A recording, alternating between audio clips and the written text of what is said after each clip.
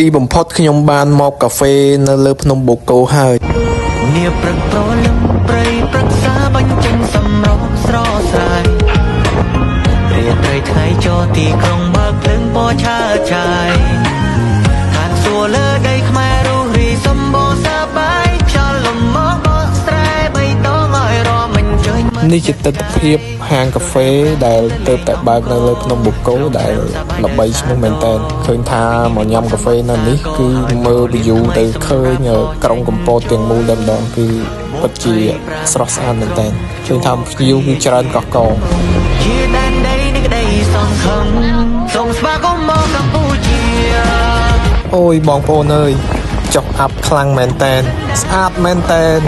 អស្ចារ្យណាស់ឋានសួគ៌លើដីនេះគឺជាឋានសួគ៌លើដីពិតអូយខ្ញុំខានឃើញទស្សនភាពបែបហ្នឹងយូរហើយពិតជាធ្វើឲ្យអារម្មណ៍ស្រស់ស្រាយខ្លាំងមែនតើគឺស្អាតខ្លាំងណាស់ស្អាតខ្លាំងមែនតើ Ladies and gentlemen, welcome to Cambodia. ឈានជើងប៉ាផ្ទាល់ដីសវណ្ណសូមស្វាគមន៍ក្រុមឈានសង្ឃព្រោះតែនាងគឺជាភ្ញៀវសំខាន់ពួកយើងធ្វើដំណើរមកឆ្ងាយខ្មែរនៅក្នុងចំណោមបូកកាយយើងលើដៃសំពះក្រុមគ្នាកម្ពុជាជំរាបសួរសុខសប្បាយស្នាមញញឹមមិនចាំងចិនស្មងប្រាំរសាល្អនខ្ចង់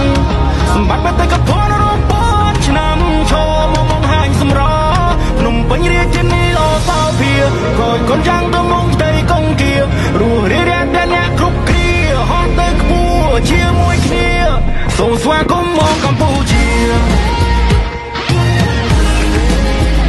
យើងសន្តានរួមពិតបាត់ក្រុងទាំងស្រែជានេះសុខខ្មែរមកលេងថាក្រុងខែ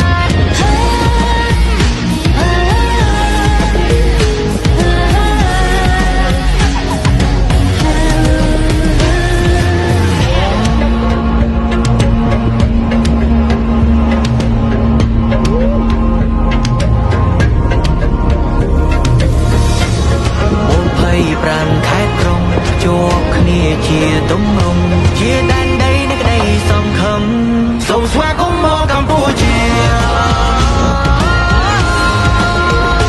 យើងសន្តានរួមពិតបាត់ក្រុងទាំងស្រែជានេះស្រុកខ្មែរមកលេងថាក្រុងខែ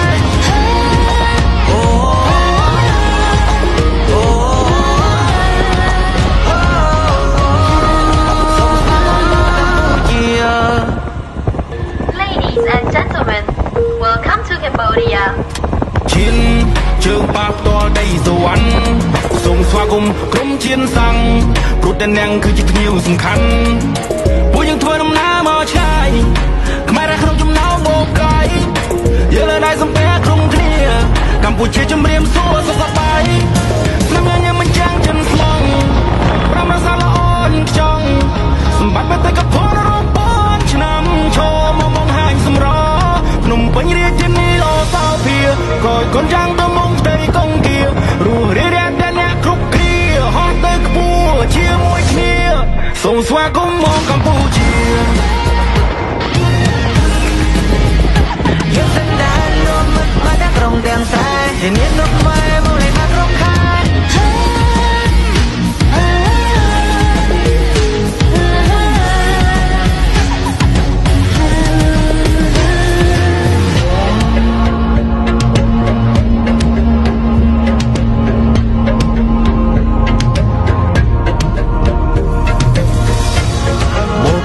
ប្រាំខែក្រុងជួបគ្នាជាទំនងជាដែនដីនៃក្តីសង្ឃឹមសូមស្វាគមន៍មកកម្ពុជាយើងសន្តានរួមពិតបាត់ក្រុងទាំងស្រែជានេះស្រុកខ្មែរមកលេងថាក្រុងខែអូអូសូមស្វាគមន៍មកកម្ពុជានាព្រឹកព្រលឹមព្រៃប្រឹក្សាបញ្ចេញសម្រស់ស្រស់ស្រាយរាត្រីថ្ងៃចូលទីក្រុងបើកភ្លើងពណ៌ឆើតឆាយអូយស្អាតខ្លាំងស្អាតខ្លាំង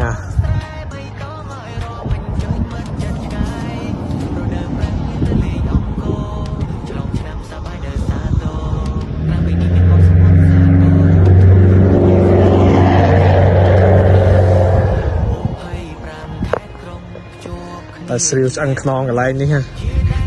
មួយកន្លែងនេះអូយមើលទៅក្រោម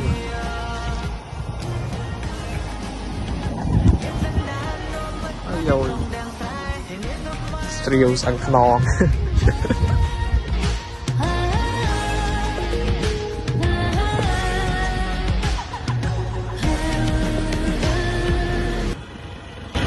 វាស្រែមកដល់នេះទស្សនភាពពេលយប់មើលពីហាងកាហ្វេនៅលើភ្នំបូកូខ្ញុំចុះមកផ្ទះវិញហើយខ្ញុំចុះមកយ៉ាងយប់ជ្រៅដែរប្រហែលជាម៉ោង7ជាងយើងមើលពីហាងកាហ្វេទៅគឺឃើញថាទីក្រុងកំពតយើងគឺស្រស់ស្អាតមែនទែន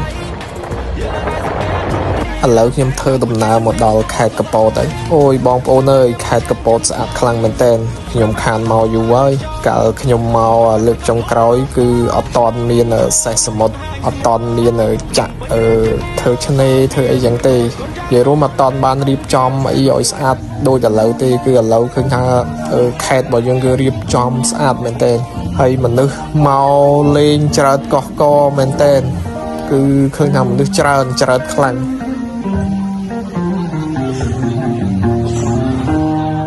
ចឹងវីដេអូរបស់ខ្ញុំគឺដល់ទីបញ្ចប់ហើយអរគុណច្រើនសម្រាប់ការតាមដានវីដេអូតាំងពីដើមរហូតដល់ចប់យើងនាំគ្នាចូលរួមផ្សព្វផ្សាយពីតំបន់ទេសចរនៅក្នុងប្រទេសកម្ពុជាដើម្បីឲ្យភ្ញៀវជាតិនិងអន្តរជាតិបានឃើញហើយនាំគ្នាមកលេងកម្សាន្តឲ្យបានកាន់តែច្រើនដើម្បីលើកស្ទួយវិស័យទេសចរនៅក្នុងស្រុកយើងជាចុងក្រោយសង្ឃឹមថាបងប្អូននឹងចូលចិត្តវីដេអូមួយនេះអរគុណច្រើនបាយបាយ